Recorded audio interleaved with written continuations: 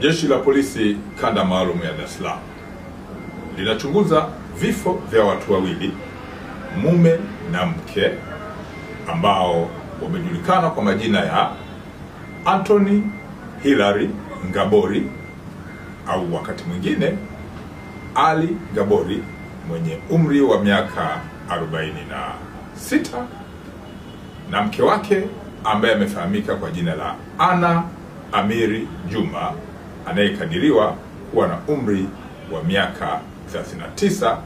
Wote ni wakazi wa Bunyokwa ambayo ipo katika wilaya ya Ilala jijini Dar es Salaam.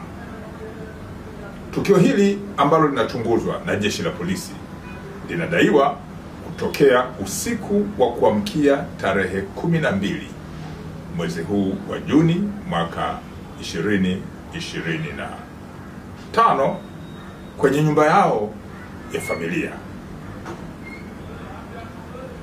Mili hii imekutwa ndani ya chumba chao cha kulala huku ikiwa na majeraha.